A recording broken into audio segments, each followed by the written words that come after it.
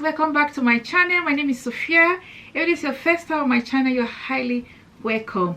Okay, so today guys, this video is kind of requested by a friend who just wanted to know a few things, and she's like I should make a video about it as well, just for other people to know. Okay, so the title of this video today is things you need to know when coming to the UK for the first time from either Africa, any other country, perhaps mainly Africa countries. Okay, so let's get into this video guys. Please don't forget to give the video a thumbs up, share it, comment and subscribe. If you enjoy this type of video, let me know in the comment section. Okay guys, so the number one thing, of course, that you need to do, I haven't written much down, so I'm going to probably just be telling you most of this thing off head because I've been living in UK for a long time. Okay, I've been here for years upon years guys. I've been here for a long time. Okay, so I know quite a lot of all these things already, so I'm just going to be telling you most of them off my head. Okay, I just wrote just few little bit down, not much, but I'm going to tell you most of them.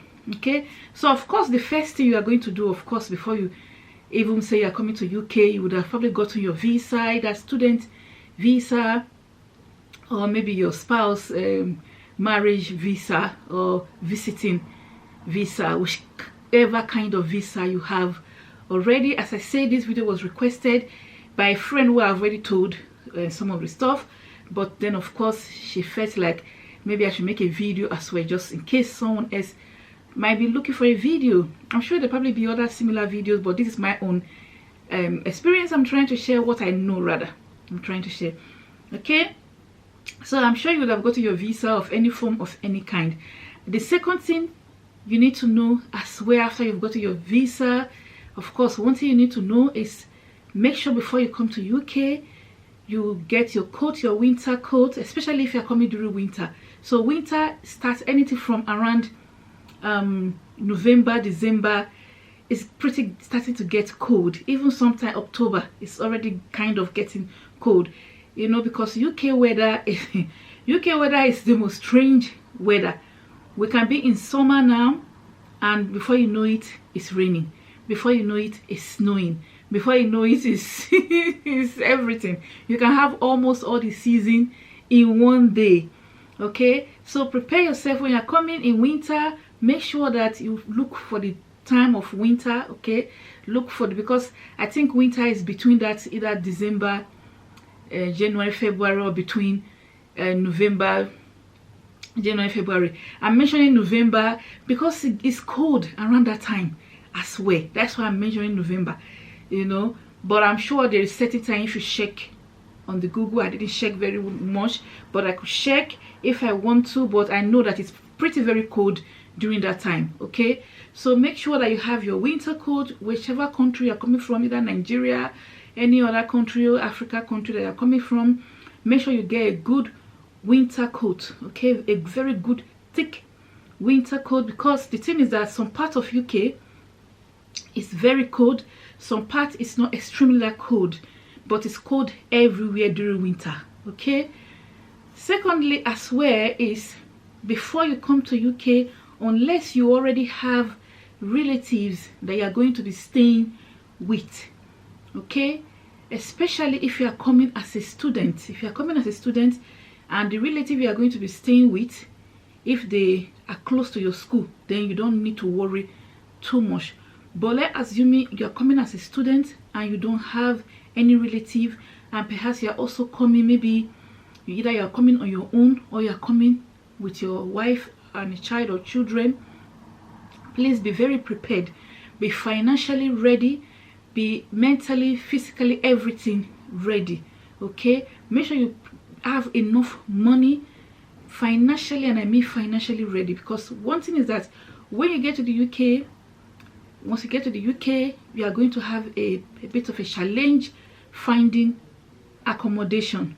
Okay, we are going to have a challenge finding accommodation. You're also going to have a bit of a challenge finding a job. Reason is because in UK you have to have a permanent address, you have to have proof of address. Okay, you have to have 6 months rent deposit. Some people are even kind. They might not ask you for 6 months rent deposit. Some might just ask you for 3 months rent deposit and all that. But majority of the landlord is going to ask you for 6 months rent deposit. Don't forget, you're also going to feed yourself. You're also going to buy some other things as well. So be financially ready. Make sure you get, like what I said at first, make sure you get your coat. Thick warm coat. Is very cold during winter. It's very cold in UK, and as I say, depend on the part of UK you are living in. You understand?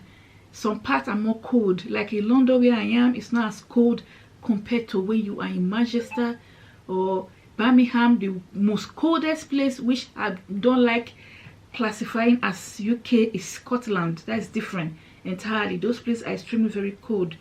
Okay, so I'm really talking of generally when I mean UK, Ireland, Wales, and the rest of them, Great Britain, that is included.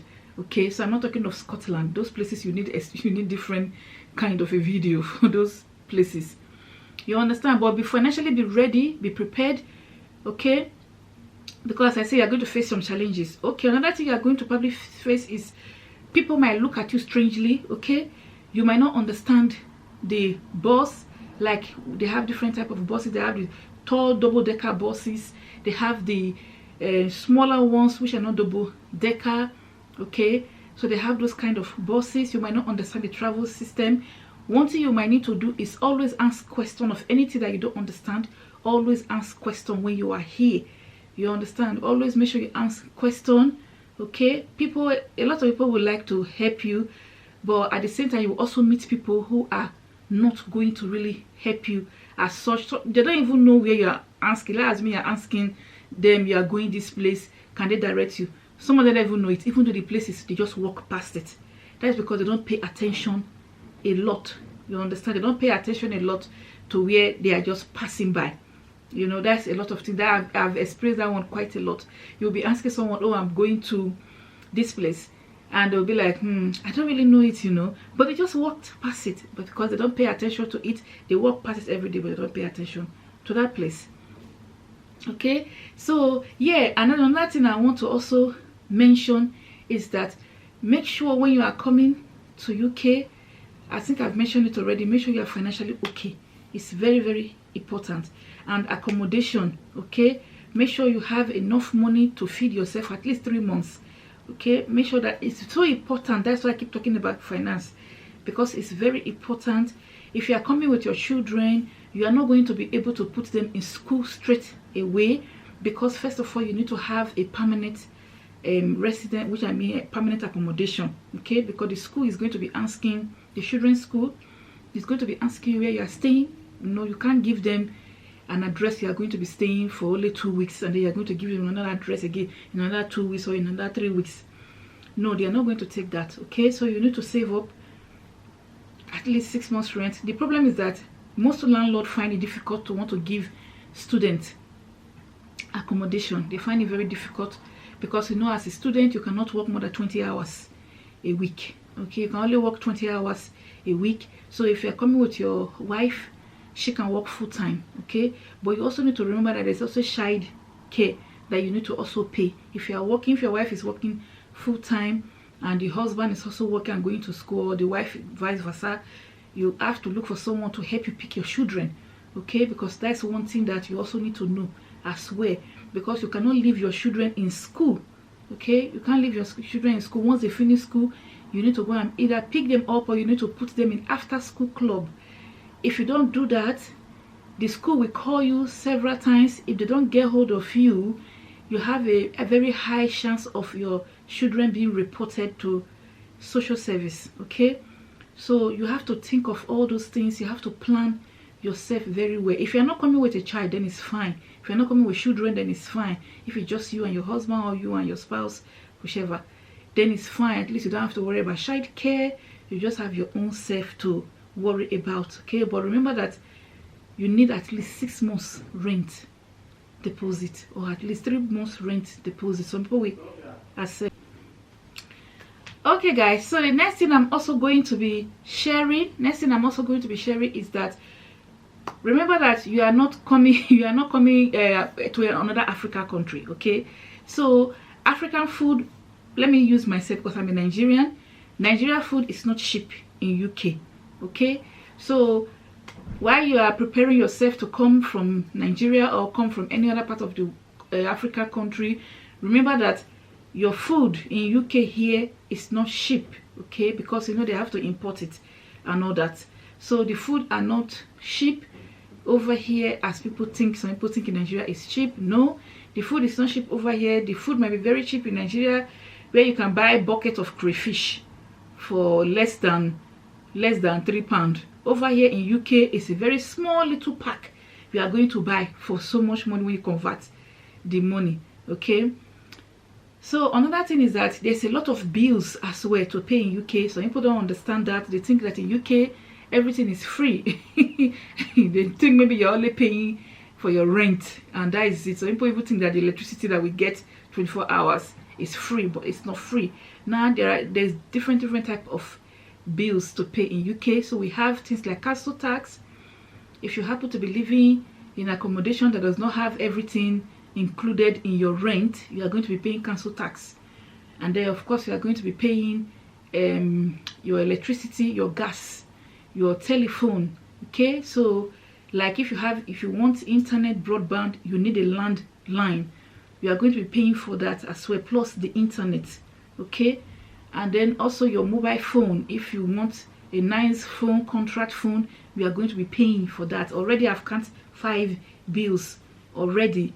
And then if you also happen to be living in accommodation whereby the water is not included, we are going to be paying water bill. That's 6 bills I've already included already. Another thing is that what bills is there again? TV license as well.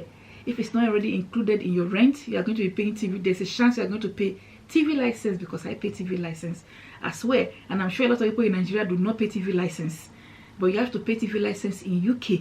I'm sure a lot of people in Nigeria, I don't know if they pay for water, but in UK you are going to pay for water every month if it's not already included in your rent. Okay, so those are some of the bills that you are going to be paying for. Of course, if you decide to take out a credit card, which you have to be careful. Of course, you can take out a credit card, a small amount, to build up your credit history. Okay, but at the same time you have to be very careful with the amount of credit card you take and how to spend it. It's good to take a credit card because I say it will start helping you to build your credit score, because this country use credit score to give you things. Like if you want to take a contract mobile phone, you need to have a credit history. If you don't have a credit history, they are not going to give you anything credit. Okay, they will want you to build up your credit first before they will start giving you. Okay, but before you apply for any credit card, make sure you've got a job already. You have a job already that you are doing, and you know that if you spend the credit card, you are going to be able to pay back. Okay, before you collect a credit card. Okay, so another thing is transportation. Okay, so I'm not sure if a lot of people mention this, but transportation, if you are taking public transport, you need an Oyster card which you can register. Also, every year the transportation fees go up as well, just in case you know you are new and maybe you just spend only about a year or half of a year and you enter into a new year. When you're in UK, there is a chance around April they normally increase transport fare. They will increase the bus fare, they will increase the train fare. It's a normal thing that they do almost every year, and I think they are also going to be doing it this year in April. Okay guys, so yeah, so these are some of the things that you are likely to encounter when you come to UK for the first time. Okay, of course, racism in UK is not that very, it's not that very obvious. I don't know how to put it. It's not that very intense. Like if you go to other country, like when I traveled to Greece, the racism was very intense. Okay, but racism in UK is not that intense. It's not that, I don't know how to put it, but it's not too obvious. That does not mean people does not do racist. Okay, people doesn't mean they don't show you they don't do racist. They just stare at you. If they stare at you, you stare back. That's all. Okay, another thing you can't do in UK, don't jump queue. If you see a queue in the post office, please queue in the back of the other person. If you jump queue, they don't like it. Nobody will even agree for you to jump their queue.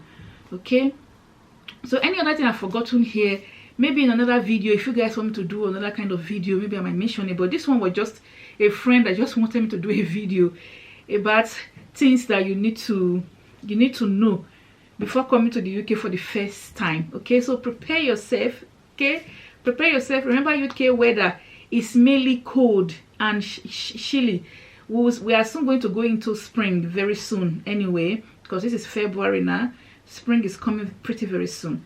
Okay, but it does not mean that it's warm. It's not warm, it's not hot, it's still cold, but not the intense cold you feel from around December, January, February. It's not the intense cold, but notwithstanding, it's still cold. So make sure you pad yourself. You have all these jumpers, sweater, whatever you call them, coat, thick coat, scarf, hand gloves, hat, all those things. Okay, socks, thick ones, trainers, you know, all those things that you can easily feel warmth in. Okay, yeah guys, so I'm going to stop this video here. Hopefully, maybe if I get another request, I might make another video like this again. I hope this video, somebody will find this video useful and helpful. Okay, thanks so much guys for watching. I'll catch you guys in my next video. Bye guys.